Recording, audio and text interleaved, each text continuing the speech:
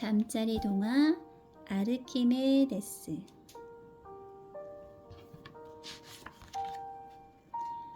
헤론 왕에게 골치 아픈 일이 생겼어요.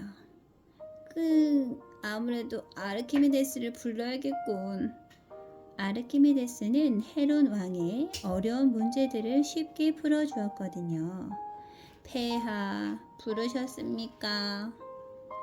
아르키메데스를 보자 헤론 왕의 표정이 금세 밝아졌어요.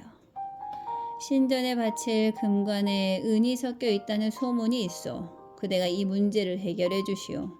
하지만 금관을 녹이거나 망가뜨려서는 안 돼요. 아르키메데스에게도 어려운 문제였어요. 겉으로 보기엔 화려하고 아름다운 금관이 틀림없는데 두드려보고 깨물어보고 무게도 달아보았지만 도무지 수수께끼를 풀 수가 없었어요. 밥 먹는 것도 잠자는 것도 있고 금관 생각만 하던 아르키메데스는 지끈지끈 머리가 아팠답니다. 그래, 따뜻한 물에 목욕을 하고 나면 좋은 생각이 떠오를지도 몰라. 아르키메데스는 물이 가득 찬 욕조 속에 몸을 푹 담갔어요. 그러자 욕조의 물이 출출출 흘러 넘치는 게 아니겠어요? 아니, 이건? 아르키메데스는 다시 물을 가득 채운 뒤 욕조 속으로 들어가 보았어요. 이번에도 역시 출출출 물이 흘러 넘쳤어요. 하하하, 바로 이거야. 유레카, 유레카! 아르키메데스는 옷도 입지 않고 소리를 지르며 밖으로 뛰어나갔어요. 아르키메데스는 금관과 똑같은 무게의 금덩이와 은덩이를 준비했어요. 벌거벗은 채 말이에요. 그리고는 물이 가득 든 항아리에 금과 은을 넣고 흘러 넘친 물의 양을 재었어요. 옳지, 은을 넣은 쪽에 물이 더 많이 넘치는구나. 무게는 같아도 은의 부피가 더 큰 거야. 실험은 대성공이었어요. 다음날 아르키메데스는 왕을 찾아갔어요. 폐하, 이 금관 속에는 은이 섞여 있습니다. 아니, 그걸 어떻게 알아냈어? 하하하, 바로 목욕탕에서 발견한 원리입니다. 아르키메데스는 금관으로 직접 실험을 해 보였어요. 오호, 그대는 참으로 위대한 학자요. 은을 섞어 금관을 만든 거짓말쟁이 장인은 큰 벌을 받고 말았답니다.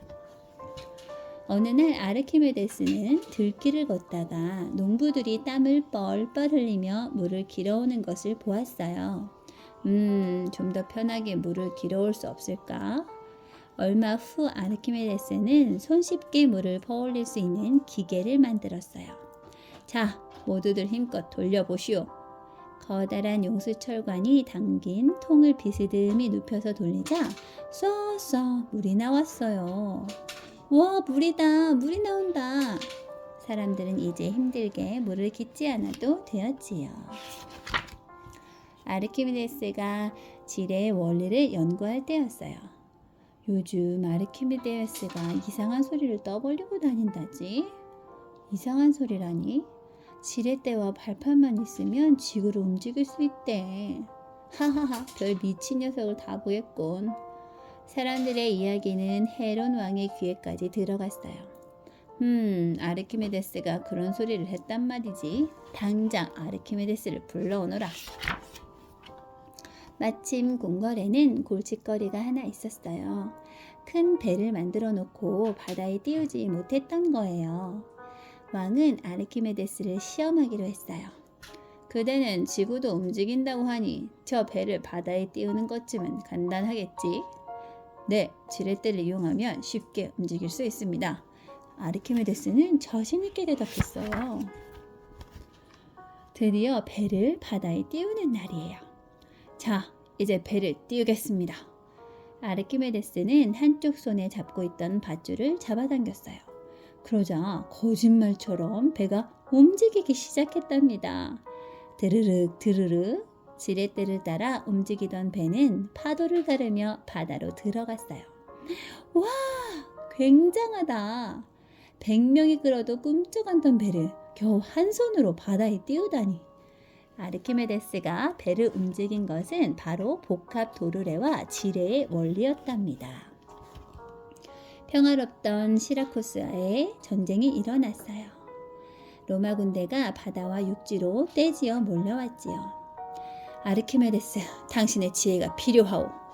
왕은 아르키메데스에게 무기를 만들어 달라고 했어요. 아르키메데스는 지뢰의 원리를 이용해서 투석기라는 무기를 만들었어요. 우와, 배가 가라앉는다. 투석기는 커다란 돌을 멀리까지 던져서 로마 군대의 배를 부숴버렸답니다.